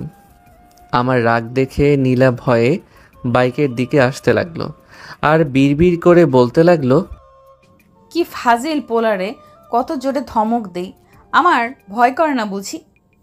যাই হোক, আর যদিও না থাকতো কি যে হতো। আমি সবসময় আল্লাহর কাছে চেয়েছি আমার জীবনসঙ্গী যেন সবসময় আমার পাশে থাকে। মনে মনে কথাগুলো বলছি। এরপর নীলের বাইকে উঠে বসি। নীলা যেই বাসায় ভাড়া থাকে ওই বাসায় নিয়ে আসি। তখন বাড়িওয়ালা চাচা সামনে দাঁড়িয়েছিল। তখন বাড়িওয়ালা চাচা আমাকে আর নীলাকে দেখে বলে ওঠে, বাহ বাবা, ঠিক তো রং তামাশা করছো, কিন্তু আমার ভাড়ার কি হয়েছে? আজ কয় তারিখ? কবে দিবে ভাড়া? আসলে চাচা, আসল নকল আমাকে বুঝাতে এসো না, আমার টাকা লাগবে। নীলার সাথে লোকটা এমন খারাপভাবে কথা বলা দেখে আমার মাথা গরম হয়ে যায়, কিন্তু নীলার সামনে কিছু বলা যাবে না। তখন বাড়িওয়ালা আবার বলে, আমার মাসের শেষ তারিখে ভাড়া দেওয়ার কথা ছিল। আসলে চাচা আমার বেতনটা পেলে আপনাকে দিয়ে দিব। কবে পাবে টাকা? আর কবে দিবে? টাকা যদি না দিতে পারো, বাইরে ছেলে না এনে আমাকে। আর কোনো কথা না বলতে দিয়ে একটা থাপ্পড় বসিয়ে দেই লোকটার মুখে। তোর এত বড় সাহস, তুই এই রফিক মোল্লার গায়ে হাত দিস? তোমাকে কে বলেছে ওনার গায়ে হাত তুলতে? আমি কিছু বলতে যাব তখনই আমাকে থামিয়ে দিয়ে বলতে লাগলো, প্লিজ তুমি আর আমাকে অশান্তির মধ্যে ফেলো না, আমি এমনিতেই টেনশনের মধ্যে আছি। ঠিক আছে, মনে থাকবে যেন। আমি কিছু বললাম না। বাইকটা নিয়ে সামনে চলে গেলাম। বাইকটা একটু সামনে রেখে পিছনের দেয়াল থেকে খেয়াল করলাম নীলা বাসায় চলে যায়। তখন সামনে থেকে গিয়ে বুড়োর কলারটা ধরি। এই তোর সাহস কম না, তুই আমার কলার ধরছিস? তুই জানিস আমি এই এলাকার যতগুলো বাড়ি আছে সবগুলোর বাড়ির মালিক। আমি তোকে ভালো করে চিনি, হয়তো তুই আমাকে চিনিস না। তুই যে বিল্ডারে কাজ করিস সে বিল্ডারের মালিকের নামটা তো ও তো ঠিকই মনে আছে, তাই না? মানে তুই কি বলতে চাচ্ছিস? আমি তোকে কিছুই বলতে চাচ্ছি না, শুধু এতটুকু বলছি, তুই যে রফিক সাহেবের বিল্ডারে কাজ করিস আর সেই রফিক সাহেব আমাদের কোম্পানির ম্যানেজার। RN গ্রুপের নাম তো তুই শুনেছিস। তার মানে তুই কি বলতে চাস? তোকে আমি এটাই বোঝাতে চাচ্ছি যে RN কোম্পানির মালিক আমি নিজেই। তুই আমার সাথে মজা করছিস? আমি এসব হলে ভয় পেয়ে যাব। আর তুই যদি এই কোম্পানির মালিক হতি তাহলে এই ছোট লোক মেয়ের পিছনে তুই থাকতিস না। শালার মুখে এমন কথাটা শুনে মাথাটা প্রচণ্ড পরিমাণ গরম হয়ে যায়। এরপরে ম্যানেজারকে কল করি, ম্যানেজারকে কল করে সব কিছু বলি। তখন লাউড স্পিকার দিয়ে লোকটার সামনে ধরি, তখন ম্যানেজার ওকে সব কথা বলে। লোকটা ম্যানেজারের মুখে সব কথা শুনে আমার পায়ে এসে পা ধরে বলতে লাগলো, বাবা আমি অনেক বড় ভুল করে ফেলেছি, তুই আমাকে মাফ করে দাও। আমি জীবনেও ওর বাড়ির আশেপাশেও যাব না। আমি তোমাকে কথা দিচ্ছি, যে ভুল করছি সে ভুল হয়তো বা শাস্তি অনেক ভয়াবহ। সেজন্য তোমার কাছে আমি আমার ব্যবসা ভিক্ষা চাচ্ছি। এবারের মতো তোকে আমি ছেড়ে দিচ্ছি, আর কখনো যদি তুই নীলার আশেপাশেও থাকিস তাহলে পরের বার কিন্তু তোকে আমি ছাড়বো না। এরপর ও ওখান থেকে চলে যায়। ওখান থেকে বাসায় চলে আসি। বাসায় এসে শুয়ে আছি, তখন দেখতে পেলাম মিনা আমার রুমে প্রবেশ করছে। জানি এখন আমাকে শান্তি দিবে না, তাই ঘুমের ভান করেছিলাম। ভাইয়া, এই ভাইয়া শোন না, আমি জানি তুই ঘুমের ভান করে আছিস। উঠবি নাকি পানি ঢালবো? এই পিচিটার জন্য একটু শান্তিতে ঘুমাতেও পারবো না। যার বাসার মধ্যে এমন একটা পিচ্চি বোন থাকে সেই বোঝে তার কতটা কষ্টের মধ্যে থাকা লাগে। হয়েছে কি বল, কি বলবি? এভাবে চিল্লাচিল্লি করে ডাকছিস কেন? দেখছিস না ঘুমিয়ে আছি? তোর কি জ্বালাতে ভালো লাগে? তুই যে ঘুমিয়ে ঘুমিয়ে ভাবির সাথে রোম্যান্স করছিস তা আমি ভালোভাবেই বুঝতে পারছি। এই তুই পিচ্চি মেয়ে, এগুলো জানিস কি করে? এই একদম আমাকে পিচ্চি বলবি না, আমি মোটেও পিচ্চি না। আচ্ছা ঠিক আছে, তুই পিচ্ছি না, তুই একটা বুড়ি। এখন বল কি হয়েছে?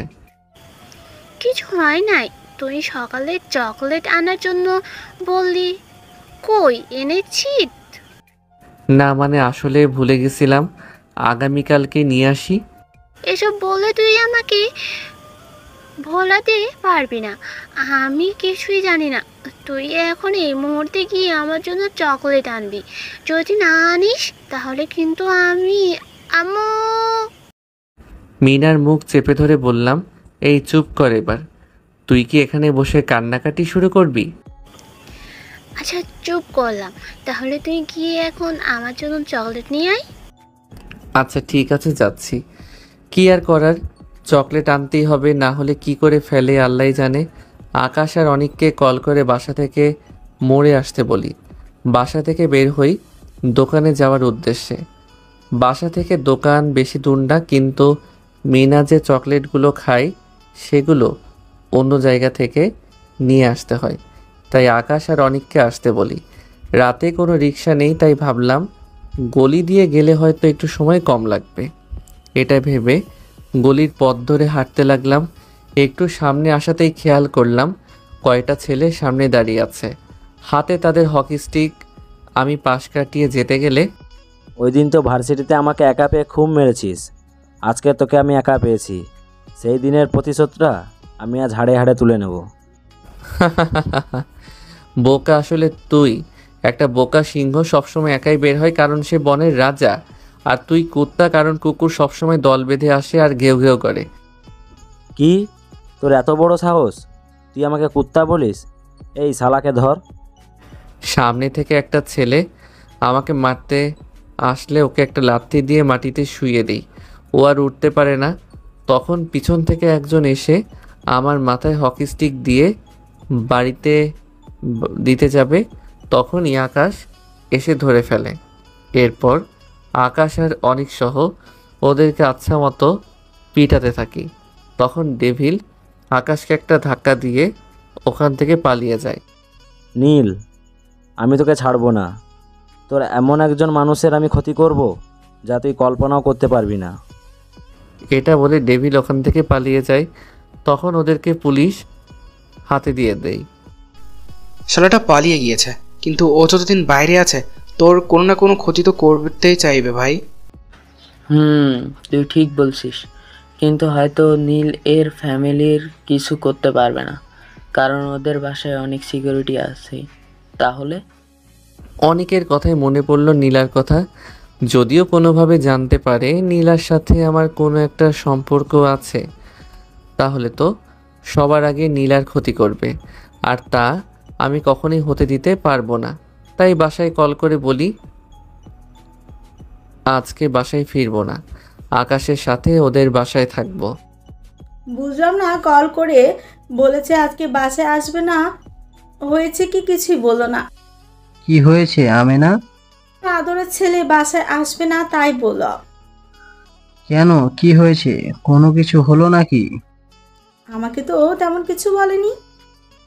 ও আচ্ছা, আমি একটা কল করি, তখনই একটা কল আসে। কলটা ধরে যা শুনি আমার মুখ রেগে আগুন হয়ে যায়। কি হয়েছে? হঠাৎ করে এমন রেগে আছো কেন? নীল কে মারার চেষ্টা করছে কিছু ছেলে। বলো, ও এখন কি করে? কিছু হয়নি তো আমার ছেলের? ও তো মাত্র ফোন করেছে। না, ওর কিছু হয়নি, আমি সব জানতে পেরেছি, তুমি চিন্তা করো না। আর এখন বাসায় না এসে আকাশের বাসায় থাকুক, আমি ওদের ব্যবস্থা ঠিকই করব।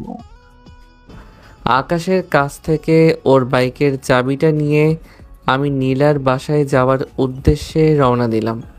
কিছুক্ষণের মধ্যে নীলার বাসার সামনে এসে পৌঁছালাম। দেখলাম মেইন গেটটা বন্ধ আছে, তাই ভাবলাম কি করে ওর রুমে যাওয়া যায়। সামনে খেয়াল করলাম একটা ছোট্ট গাছ পেয়ে নীলার রুমের সামনে দিয়ে গিয়েছে। কি আর করার, বউয়ের সাথে যদি একটু রোম্যান্স করতেই হয় তাহলে তো একটু কষ্ট করতে হবে, এটাই স্বাভাবিক। তাই গাছটা বেয়ে নীলার রুমের বেলকনির উপরে উঠে পড়লাম। ভিতর দিয়ে রুমটা লক করা। ওই বাড়িওয়ালার কাছ থেকে একটা ডুপ্লিকেট চাবি নিয়েছিলাম, ওই চাবিটা বের করে রুমের দরজাটা খুলে ভিতরে ঢুকি। ভিতরে ঢুকতেই কিসে যেন একটু ঘ্রাণ নাকে বাঁধতে লাগলো। খেয়াল করলাম নীলা রান্নাঘরে রান্না করছে। বাহ, আমার বউ পাখির হাতে তো জাদু আছে, খুব সুন্দর করে রান্না করতে পারে। ইস, ক্ষুধা লেগে গেছে, একটু শুয়ে বিশ্রাম করে নেই। বিছানার দিকে তাকিয়ে হা করে রইলাম, কারণ নীলা ওর বিছানা অনেক সুন্দর করে সাজিয়ে রেখেছে। আসলে ওর সাথে আমার এমন ব্যবহার করাটা উচিত হয়নি। ও তো আমার স্বামী হয়, সেজন্য হয়তো ওই কথাগুলো ও মানতে পারেনি। তাই তো এইসব ভাবছি আমি রুমে এসে অবাক হয়ে তাকিয়ে আছি, কারণ আমার সামনে নীল শুয়ে আছে। দূর, সবসময় এমন স্বপ্ন দেখি। আচ্ছা, তুমি কি সত্যি এখানে আছো নাকি আবারও স্বপ্ন দেখছি? কেন, রোজ রাতে কি তুমি আমাকে স্বপ্নে দেখো নাকি? মানে তুমি এখানে কি করে? আমি এখানে কেন আর কি জন্য এত কিছু বলতে পারবো না। খুব ক্ষুধা লেগেছে, কি রান্না করেছো খেতে দাও। এই, আপনি এখান থেকে যান। আর কিভাবে আসলেন? ভালোবাসার মানুষটাকে দেখার জন্য এসেছি। এখানে যত ঝড় তুফানি আসুক না কেন, তাতে আমার কোনো কিচ্ছু যায় আসে না। আপনি যান বলছি এখান থেকে। কেন, না গেলে কি করবে? এটা বলে নীলার সামনে আসতে লাগলাম, তখন নীলা পিছাতে লাগলো। একসময় দেয়ালের সাথে ওর পিঠ ঠেকে যায়। তখন ও বলতে লাগলো, আপনি আমার সামনে আসছেন কেন এভাবে? কেন, আমি আমার বউয়ের কাছে আসছি। দেখুন, আমার খুব ভয় করছে। আমি নীলার কোমরটা হাত দিয়ে ধরে হ্যাঁচকে একটা টান দেই। নীলা আমার সামনে চলে আসে। ওর মায়াবী চোখ দুটো যেন আমাকে কিছু বলতে চাই। খেয়াল করলাম নীলার পেটের নাভিতে সুন্দর একটা তিল আছে। ফর্সা গায়ে তিলটা বেশ মানিয়েছে। লক্ষ্য করলাম নীলার ঠোঁট জোড়া কাঁপছে। নীলার 2 হাত শক্ত করে দেয়ালের সাথে জড়িয়ে ধরেছি, তার জন্য ও নড়তেও পারছে না। এই, আপনি আমার মুখের সামনে আসবেন না। আমার কেমন কেমন লাগছে। কেমন লাগছে বলো? প্লিজ ছাড়ুন বলছি, আমার হাত ব্যথা করছে। খেয়াল করলাম আমার হাতের চাপে ওর ফর্সা হাতটা রক্তের মতো লাল হয়ে গেছে। ইচ্ছে করছিল ওর ঠোঁট জোড়া নিজের দখলে করে নেই, কিন্তু ও যতদিন না নিজ ইচ্ছে ভাবে আমাকে ওর স্বামী হিসেবে মেনে নেয়, ততদিন আমি ওর প্রতি স্বামীর অধিকার দেখাবো না। তাই নীলাকে ছেড়ে দিয়ে বললাম, ঠিক আছে যাও, আমার ক্ষুধা লেগেছে, আমার জন্য খাবার আনো। ফাজিলটা এমন রোম্যান্টিকভাবে ধরেছে যে আমি ওর প্রতি দুর্বল হতে লাগলাম। ওর জন্য খাবার নিয়ে আসি। তখন ও বলল, খাবার খাইয়ে দাও। না, আমি পারবো না। খাবারটা খাইয়ে দিতে বললাম। আমি তোমার টিচার, এমনভাবে ধমক দিচ্ছ কেন? হ্যাঁ ম্যাম তো কলেজে, কিন্তু বাসায় তো বউ, তাই না? তুমি কি খাওয়াই দিবা নাকি আবার? দূর শয়তান পোলা, এরপর তোমাকে আমার খাইয়ে দেওয়া লাগছে। দেখেছো গরুর মতো খাচ্ছে। আমার যে ক্ষুধায় পেটটা ফেটে যাচ্ছে। নীলার মুখ দেখে বোঝা যাচ্ছে সারাদিন কিছু খাইনি, তাই প্লেটটা হাতে নিয়ে ওর মুখে খাবার দিতেই, না আমি খাবো না, এখন আপনি খান। ওই খেতে বলছি, রাগাবে না। ওর ধমকের ভয়ে ভাতটা মুখে নিলাম। কি ফাজিল ছেলে, কথায় কথায় শুধু বকা দেয়। নীলাকে খাওয়াই দিয়ে বললাম, আজ আমি বাসায় যাচ্ছি না। তাহলে কি আপনার ফ্রেন্ডের বাসায় যাবেন? কেন? ওর বাসায় যাব কেন? তাহলে রাতে কোথায় যাবেন আর ঘুমাবেন? কেন? আমি তো বাসায় এসেছি আর ঘুমাবো আমার বউয়ের সাথে। কি? আমি আপনার সাথে ঘুমাতে পারবো না। দেখো, আমার বাহিরে শত্রু আছে। আপনি এত মারামারি করেন কেন? তাই জন্যই তো এত শত্রু। আর আপনার শত্রু হলে আমার কি? দেখো, আমার বা আমার পরিবারের ওরা ক্ষতি চায়। আমার কিছু করতে না পারলে ওরা যদি তোমার কিছু করে ফেলে, তাই আমি তোমাকে ছেড়ে কোথাও যাচ্ছি না। তার মানে আমি এখানে ঘুমাবো? আমি আপনার সাথে ঘুমাবো না। নীলা সামনে এসে ওর মুখটা চেপে ধরে বললাম, ঘুমাবি না? না মানে হ্যাঁ, না। ঠিক আছে, আমি সোফায় ঘুমাতে গেলাম, তুমি খাটে শুয়ে পড়ো। এটা বলে রুম থেকে চলে যাই। রাতে শুয়ে আছি, মধ্যরাতে খেয়াল করলাম নীলা আমার গায়ে একটা কম্বল দিয়ে কপালে একটা কিস করে চলে যায়। আমি জানি তুমিও আমাকে ভালোবাসো, কিন্তু বলতে পারছো না। তোমার মুখ দিয়ে ভালোবাসা কথাটা বের করবই আমি। সকালে নীলার রুমে এসে দেখি ও বাচ্চাদের মতো শুয়ে আছে। সূর্যের কিরণ ওর মুখে পড়তেই ওর মুখটার সৌন্দর্য দ্বিগুণ বৃদ্ধি পেল। আমি যেন ওর রূপে হারিয়ে যাই এক অজানা দেশে, যে দেশে শুধু কল্পনার সাগর। একটু পর সবাই ওঠার আগে বাসা থেকে চলে যাই কলেজের উদ্দেশ্যে। মাঝপথে লক্ষ্য করলাম নেহা কলেজের উদ্দেশ্যে যাচ্ছিল। তখন নেহা আমাকে দেখে হাত ইশারা করে ডাক দিয়ে বলল, নীল, বাইকটা থামাও, আমিও কলেজে যাচ্ছি। বাইকটা থামাতে নেহা বাইকে ওঠে। তখন নেহাকে নিয়ে ক্যাম্পাসে যেতে লাগলাম। তখন নেহা পিছন থেকে বলে উঠল, নীল, আমি তোমাকে কিছু একটা বলতে চাই। কি কথা বলো? এখানে না, কলেজে গিয়ে বলবো। কলেজে প্রবেশ করার সময় দেখতে পেলাম একটা ছেলে ফুল বিক্রি করছে। তখন নেহা বাইক থামাতে বলে। আমি বাইকটা থামাতেই নেহা গিয়ে ছেলেটার কাছ থেকে সবগুলো ফুল কিনে নেয়। আমি কিছু জিজ্ঞেস করলাম না। এই বিষয় নিয়ে নেহাকে নিয়ে কলেজে প্রবেশ করলাম। নীল, একটু ওই দিকটা আসবা, তোমাকে কিছু বলার আছে আমার। আমি নেহার কোনো কিছুই বুঝলাম না। হঠাৎ করে নেহার কি হয়েছে যে এমন করে বলছে, আর কি কথা যা সামনে বলা যাবে না। একেবারে কলেজ ক্যাম্পাসের পিছনে গিয়ে বলবে, তাও সবার সামনে না। তারপর আমি বাইকটা পার্কিংয়ে রেখে ক্যাম্পাসের পিছনে চলে যাই। আমি খেয়াল করি নেহা দাঁড়িয়ে আছে। আমি যেতে নেহা আমার সামনে হাঁটু গেড়ে ফুলগুলো সামনে বাড়িয়ে দিয়ে বলতে লাগলো, নীল কিভাবে বলবো বুঝতে পারছি না, কী দিয়ে শুরু করব তাও জানি না। কিন্তু প্রথম যখন তোমাকে আমি কলেজে দেখেছিলাম তখন থেকে আমি তোমাকে ভালোবেসে ফেলি, কিন্তু ভালোবাসার কথাটা বলার মতো সেই শক্তিটা পাইনি, কারণ ভয় হতো যদি তুমি না করে দাও। সেজন্য তোমার সাথে প্রথম ফ্রেন্ডশিপ করি, যাতে তোমার কাছে থাকতে পারি। আমি তোমাকে অনেক বেশি ভালোবাসি। আমি নেহার এমন কাণ্ড দেখে হাঁ করে তাকিয়ে রইলাম। আমি কখনো কল্পনা করিনি নেহা আমাকে পছন্দ করে।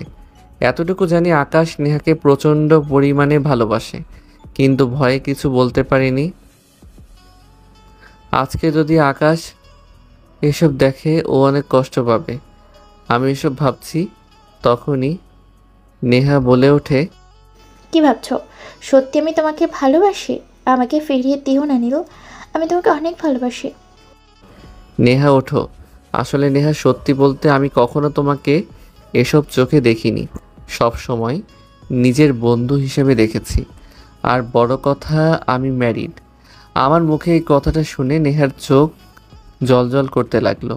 মনে হচ্ছে এখনই ওর চোখ দিয়ে পানি পড়বে। কি বলো তুমি এসব? কিন্তু আমি তো এসব কিছুই জানি না। তখন নেহাকে সব কিছু বলি, কিভাবে নীলার সাথে আমার কি হয়েছে। এরপরে নেহাকে বলি আকাশ ওকে অনেক ভালোবাসে। তখন নেহা চোখ মুছতে মুছতে ওখান থেকে চলে যায়। তখন পিছন থেকে আকাশ ডাক দেয়, কি রে নেহা, এভাবে কান্না করতে করতে চলে গেল কেন? তখন আকাশকে নেহার সাথে হয়ে যাওয়ার সব কথা খুলে বলি। তুই তো জানিস আমি কতটা ভালোবাসি নেহাকে। আমি নেহাকে বলেছি তোর কথা। এখন বলে কি হবে? ও তো তোকে ভালোবাসে, আমাকে না। তুই গিয়ে ওকে তোর কথাটা বল। এই সময় ওর একজন পাশে মানুষের প্রয়োজন। তুই ওর পাশে থাকলে ও তোকে মেনে নিবে। যাবো যদি? তোর শালা যা। আচ্ছা, যাচ্ছি। এরপর আকাশকে জোর করে নেহার কাছে পাঠিয়ে দিয়ে শালাকে পাঠিয়েছে। আধা ঘন্টা হয়েছে, এখনও আসছে না। একটু পর খেয়াল করলাম শালা প্রায় আধা ঘন্টা পরে আমাদের কাছে এসেছে। মুখে দেখলাম হাসি লেগে আছে। তখন অনিক বলল, কি রে মামা, তোর তো মনে দেখি লাড্ডু ফুটতেছে, কাহিনী কি? না, বলবো না। কেন, কি হয়েছে? এমন ঢং না করে বল। না দোস্ত, আমার লজ্জা করে। ওকে মেয়েদের কাপড়ের ভেতর রেখে আয় তো। আরে এমন করে কেন বলছিস? আসলে মামা নেহা রাজি হয়েছে। শালা আকাশকে ধরে বললাম, চল। কোথায় যাব? শোনা গো আমার, কিছু বুঝে না ট্রিট দিবি, চল। এখনই দেওয়া লাগবে? তোর সাথে কি আমরা মজা করছি ভাবছিস? না দিলে দুইজন দুই হাত পা ধরে তুলে নিয়ে যাব। জানা হয়ে গেছে, তোর আমার পকেটটা খালি করার ধান্দায় আছিস।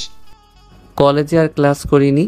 আকাশ অনেক সহ রেস্টুরেন্টে চলে যাই ওদের সাথে। আরও কিছু সময় কাটিয়ে বিকেলবেলা বাসায় চলে যাই। বাসায় ঢুকে দেখি তো আমি হাঁ করে তাকিয়ে আছি, কারণ পুরো বাড়ি জুড়ে অন্ধকার। বাসায় প্রবেশ করতে লাইট জ্বলে ওঠে। তখন উপরের রুমে যেতে লাগলে পিছন থেকে, দাঁড়াও বাবা, কোথায় যাচ্ছ? তোমার সাথে আমার বোঝাপড়া বাকি আছে। খেয়াল করলাম আম্মুর হাতে একটা লাঠি, পাশে মিনা দাঁড়িয়ে। তখন ভয়ে ভয়ে বলতে লাগলাম, কিসের বোঝাপড়া আম্মু? আমার বৌমা কোথায় সেটা বল। বললাম তো। আর কয়দিন পর কিছু বলতে না দিয়ে পিচ্ছি বলল, দেখেছো আম্মু, বললাম না ভাইয়া মিথ্যে বলবে। এসব কি শুনছি নীল তোর নামে?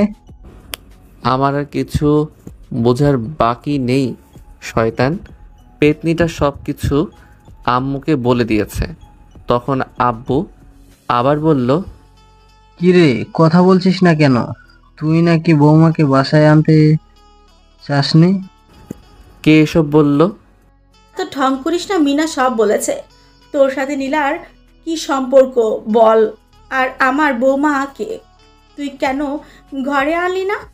আমার তো নীলাকে খুব পছন্দ হয়েছে। আমি না ঠিকই বলছো, মেয়েটা অনেক ভালো। আমার ঘরে আসলে আমাদের এই ছাগল ছেলেটাকে মানুষ করতে পারবে। না আপু, তোমার ছেলে ছাগল না গরু বলা দরকার। রুমের যে হাল করে রাখে।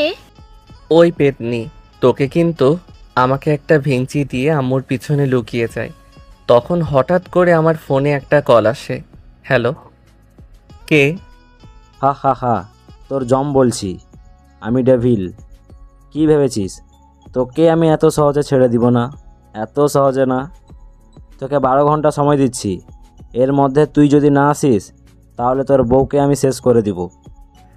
ডেভিল, তোকে আমি ছাড়বো না। আমার নীলার যদি কিছু হয় তোকে আমি কেটে কুকুরকে খাওয়াবো। কি হয়েছে? আব্বু নীলাকে ডেভিল তুলে নিয়ে গেছে। ও কোথায় আছে বলছে না। আমি কিছু জানি না, তুই যেভাবে হোক আমার বৌমাকে বাঁচিয়ে আন। আমি পুলিশকে কল করে সব কিছু বলছি। দাঁড়াও, আমি আকাশ আর অনিককে কল করি, তুমি পুলিশ নিয়ে রেডি থাকো। তখন আমি আকাশ আর অনিককে কল করে সব কিছু বলি। ওরা কিছু সময়ের মধ্যে চলে আসে। এখন কি করবি? তুই তো ঠিকানাও জানিস না। আমি নীলার ফোনে একটা ট্র্যাকিং অ্যাপ নামিয়ে রেখেছি, তাই ওর লোকেশন আমরা খুঁজে পাবো। আমি লোকেশন দেখি আমাদের কলেজের পিছনের পুরনো বাড়িতে। এটা তো আমাদের কলেজের পিছনে। আমি বাইক বের করছি, তোরা তাড়াতাড়ি বের হ। আমি আকাশ সহ বাইকে করে লোকেশনের দিকে যেতে লাগলাম। হা হা হা, সুন্দরী, তোমার রূপে আমি মুগ্ধ। এই রূপটা আমার যে চাই। তুই যদি নীলের বউ না হতিস, এই রূপে আমি তারপরও পাগল হয়ে যেতাম। আমাকে ছেড়ে দে, তোকে কিন্তু আমার স্বামী ছাড়বে না। হা হা হা, তোর স্বামী কখনোই খুঁজে পাবে না তোকে। হে আল্লাহ, আমি কি এই জানোয়ারের কাছে আমার সতীত্ব হারাবো? তুমি আমাকে বাঁচাও মালিক, তুমি আমার স্বামীকে আমার হেফাজত করতে পাঠাও। হা হা, আজ আমি মাস্তি করব তোকে নিয়ে। এই তোর ফিগার দেখে আমি পাগল হয়ে গেছি রে। এই তোরা সবাই বাইরে যা। আমি খেয়াল করলাম ছেলেটার শার্ট খুলে আমার সামনে আসতে লাগলো। আকাশ, তোরা ওই পাশ দিয়ে ওদেরকে ধর, আমি ভিতরে যাচ্ছি। আকাশ আর অনিক ওই ছেলেগুলোকে মারতে লাগলো।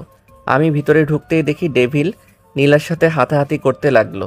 এক পর্যায়ে নীলা ঠাস করে ডেভিলকে একটা থাপ্পড় দেয়। তখন ডেভিল নীলাকে যখনই মারতে যাবে আমি পিছনে থেকে ডেভিলকে একটা লাথি দেই। ডেভিল গিয়ে ছিটকে পড়ে নিচে। আমাকে সামনে দেখতে পেয়ে নীলা যেন প্রাণ ফিরে পায়। দৌড়ে এসে আমাকে জড়িয়ে ধরে কান্না করতে করতে জ্ঞান হারিয়ে ফেলে। এর মধ্যে আব্বু পুলিশ নিয়ে আসে, সবাইকে পুলিশ ধরে নিয়ে যায়। আমি নীলাকে কলে নিয়ে গাড়িতে করে বাসায় নিয়ে আসি। ডাক্তার এসে কিছু ওষুধ দিয়ে চলে যায়। আম্মু নীলার পাশে বসে আছে, কারণ এখনো নীলার হুঁশ আসেনি। তুই যা, আমি ওর পাশে আছি। তুই গিয়ে ফ্রেশ হয়ে নে, সন্ধ্যা হয়ে গেছে। আম্মু, কিছু হয়নি তোমার মা? আম্মুকে জড়িয়ে ধরে কান্না করতে লাগলাম। দূর পাগলি, কেউ এভাবে বাচ্চাদের মতো কান্না করে? তুই একবার বলতি আমার বৌমা তুই, তাহলে আমি কখনো তোকে ওই বাসায় থাকতে দিতাম না। নীলার চিৎকার শুনে আম্মুর রুমে দৌড়ে এসে দেখি নীলা আম্মুকে জড়িয়ে ধরে কান্না করছে। তখন আম্মু বলল, নীলাকে তোর রুমে নিয়ে যা, ওর এখন বিশ্রামের প্রয়োজন। আম্মু এটা বলে নিচে চলে যায়। আমি নীলার পাশে গিয়ে বললাম, এখন কেমন লাগছে? ভালো। আমি নীলাকে কোলে নিতেও বলে উঠল, এই কি করছো? আমাকে নামিয়ে দিন, আমি বাসায় যাব। এই মেয়ে, একদম চুপ, একটা কথাও বলবা না। এখন থেকে তুমি এখানে থাকবে। আমি আকাশ আর অনিককে বলেছি, ওরা তোমার সব জিনিস নিয়ে আসবে। এই শয়তান পোলা আমার বুঝি লজ্জা করে না? এই পিচ্চি ছেলে শুধু আমাকে ভয় দেখায়। এই শোনেন না, হয়েছে কি বলো?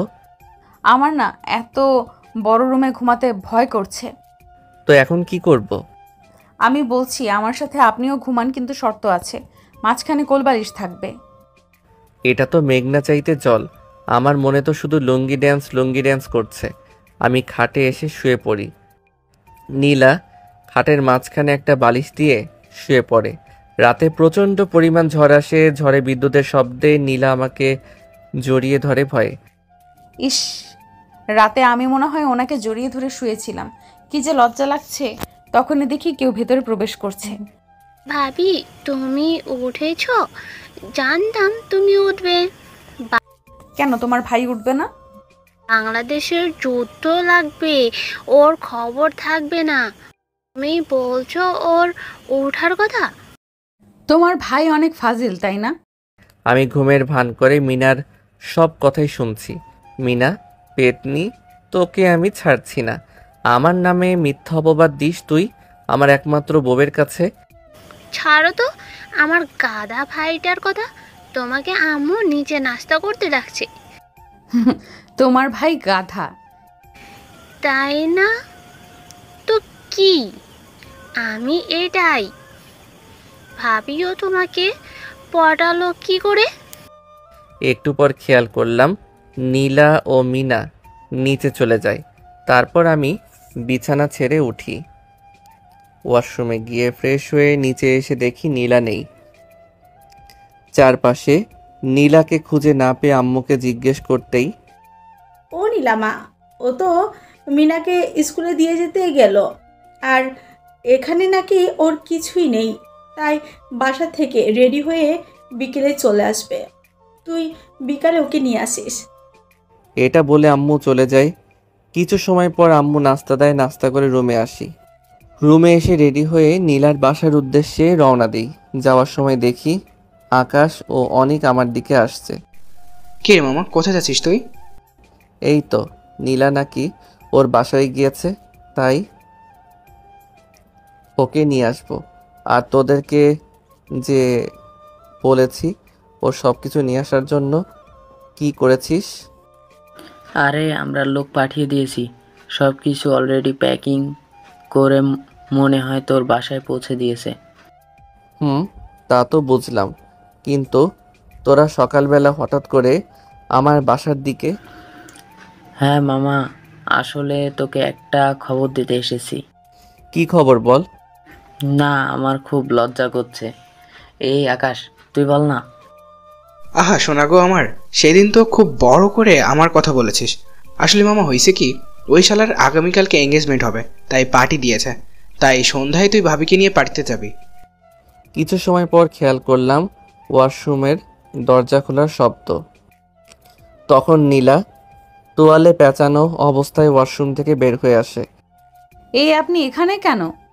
নীলাকে এমন অবস্থায় খুব হট দেখাচ্ছিল। আমি যেন ওর থেকে চোখ ফিরাতে পারছি না। দেখ শয়তানটা কিভাবে তাকিয়ে আছে। আমাকে দেখে লজ্জায় নীলা আবার ওয়াশরুমে চলে যায়। ভিতর থেকে কথাগুলো বলতে থাকে। নীলার জন্য কিনে রাখা ড্রেসটা ওর সামনে দিয়ে বলি, এটা পরে আসো। না, আমি পারবো না, আপনি এখান থেকে যান। তুমি এটা না পরলে আমি যাব না। না, আমি পরবো না, আপনি এখান থেকে যান। কি তুমি এটা পরবে না? না, পরবো না এটা। এটা বলে ওয়াশরুমে ঢুকে যায়। নীলা আমাকে ভিতরে ঢুকতেই দেখে পিছাতে যেতে লাগলো। আমি ওর হাত ধরে একটা হ্যাঁচকে টান দিই, সোজা গিয়ে আমার বুকে এসে পড়ে। তখন নীলার গোলাপি ঠোঁট জোড়া নিজের দখলে করে নিই। শয়তানটা আমাকে জোর করে কিস করে দেয়। প্রায় 5 মিনিট পর ছেড়ে দেয়। আমি হাঁপাতে থাকি। তখন আবার বলে, কি এখন পড়বা নাকি? না না, পড়ছি, যান আপনি বাইরে। আমি ড্রয়িং রুমে চলে যাই। নীলা রেডি হচ্ছে, ওকে নিয়ে আজকে হাঁটতে যাব। কিছু সময় পর নীলা রেডি হয়ে আমার কাছে আসে। ওকে দেখে তো আমি সেই পরিমাণ ক্রাশ খাই। একটা মানুষ এত সুন্দর কি করে হয়? আমি হাঁ করে ওর দিকে তাকিয়ে আছি। কি আজব রে, এইভাবে এলিয়েনের মতো তাকিয়ে থাকার কারণ কি? আগে কখনো দেখোনি নাকি? এই যে কি হলো, কোথায় হারালেন? নীলার কথায় হুঁশ ফিরে আসে। কই কিছু না তো, চলো। চলো মানে?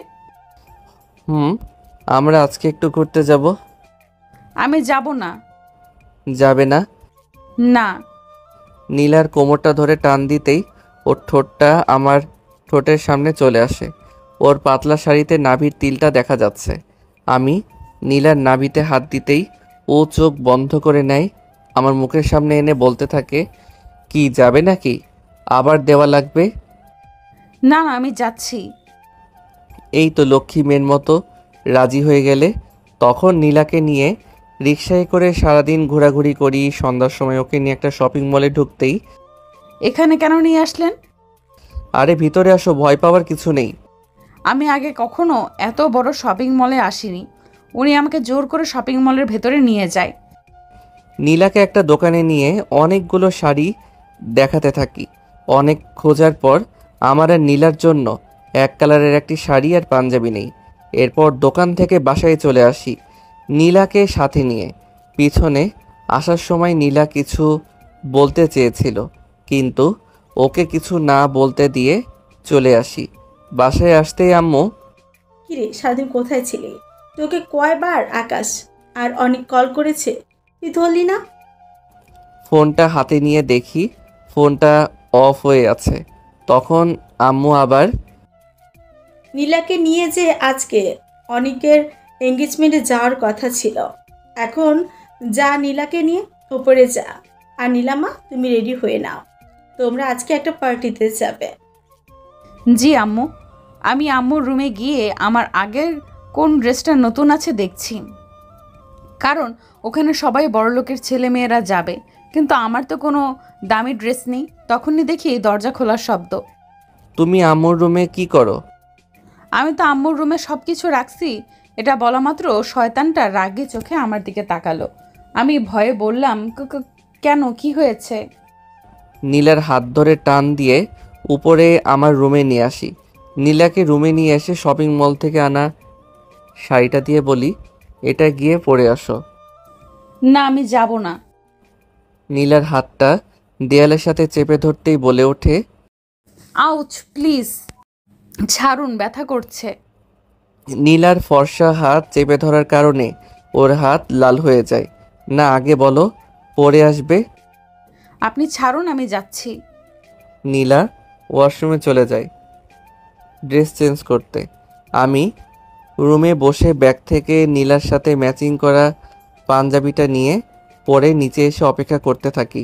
একটু সময় দেখলাম নীলা নীল শাড়িটা পরে নিচে নামছে। ওকে দেখতে একদম পরীর মতো লাগছে। আমি তো ওর দিক থেকে চোখ ফেরাতে পারছি না। নীলাকে নিয়ে গাড়ি করে অনেকের পার্টিতে চলে যাই। ওখানে পৌঁছে দেখি অনেক দাঁড়িয়ে আছে। আমাকে দেখতেই কাছে এসে বলল, তোরা এখন আসার সময় হলো? আমার কাজিনরা সবাই তোকে দেখার জন্য দাঁড়িয়ে আছে। আমি নীলাকে একটা টেবিলে বসিয়ে দিয়ে অনেকের কাজিনদের সাথে দেখা করতে গেলাম। আমি খেয়াল করলাম আমি মেয়েগুলোর কাছে যেতেই তখনই নীলা আমার পিছু পিছু আসতে লাগলো।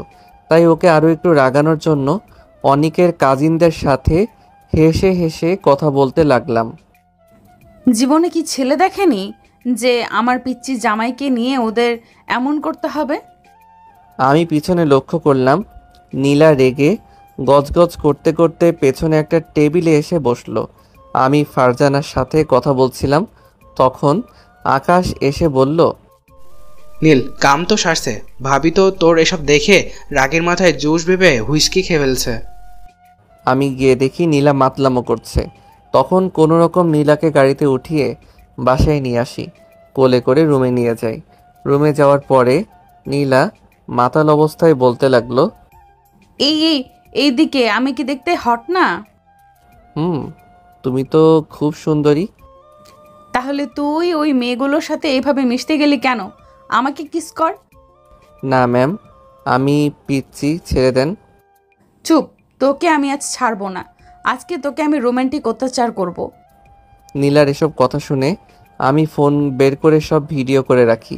এরপর নীলা আমার উপর ঝাঁপিয়ে পড়ে। বাকি কথাটা না হয় ইতিহাস থাকুক। ইস, রাতে ওদের এখানে কি একটা নতুন জুস খাওয়ার পর আমার মাথাটা প্রচুর পরিমাণ ঘুরছিল। সকালবেলা নীলার দিকে তাকিয়ে দেখি ওর শরীরে এমন অবস্থা দেখে কান্না চোখে বলতে লাগলো, আপনি আমার সাথে রাতে জোর করে কি করেছেন? আমি করেছি? আমি এসব কিছুই বুঝি না, আমি পিচ্ছি। একদম নাটক করবেন না। আপনি আমার সাথে এমন কেন করলেন? জানি আমি, ওকে এখন বোঝানো সম্ভব না। গতকাল রাতে কি হয়েছে তাই গতকাল রাতে ফোনের মধ্যে ভিডিও করার সেই ভিডিওটা ওকে দেখাই। এরপরে চুপ হয়ে বসে থাকে, আর কোনো কথা বলে না। আমি রুম থেকে চলে যাই। প্রায় 10 মিনিট পর রুমে এসে দেখি নীলা ওয়াশরুমে। তাই আর ওকে ডাকাডাকি না করে আমার ওয়ালেটটা খুঁজতে লাগলাম। হঠাৎ করে একটা ডায়েরি সামনে এসে পড়ে। উপরে লেখা আছে আমার জীবন। বুঝতে বাকি রইল না এটা নীলার ডায়েরি। তাই ডায়েরিটা নিয়ে ছাদে চলে যাই। ওখানে গিয়ে ডায়েরিটা খুলি, তখন ডায়েরিটায় লেখা, আমি যখন খুব ছোট তখন আমার বাবা মারা যায়। তখন মা ও এই পৃথিবীতে আমাকে ছেড়ে চলে যায়। আমি তখন একা হয়ে যাই। ওই একাত্ম জীবনে আমার প্রিয় বলতে আমার খালাই আছে। মাত্র 8 বছর বয়সে নিজের মা বাবাকে হারাই। খালা অনেক কষ্ট করে মাধ্যমিকটা শেষ করায়, কিন্তু আমি যে হতভাগী, আমার জীবনে কেউ থাকে না। একসময় আমার খালাও অসুস্থ হয়ে মারা যায়। নিজে অনেক কষ্ট করে পড়াশোনাটা শেষ করি। সব সময় আল্লাহর কাছে চেয়েছি আমার জীবনের জন্য এমন একজনকে দেওয়ার জন্য যে আমাকে সব সময় বুঝবে, আমাকে ভালোবাসবে। আল্লাহ আমার কথাটা রেখেছে। নীল খুব ভালো একটা ছেলে, আমার জুনিয়র হলেও আমাকে খুব ভালোবাসে, কিন্তু ওকে আমি মেনে নিতে পারবো না, কারণ ওর বাবা মা আমাকে ওদের ছেলের বউ হিসেবে মানবে না, কারণ আমি যে এতিম। আজকে আমি খুব খুশি, কারণ আমার জীবনে যা পাইনি তা আমার স্বামী আমাকে দিয়েছে। সব সময় চেয়েছি নিজের শ্বশুর শাশুড়িকে মায়ের মতো দেখব।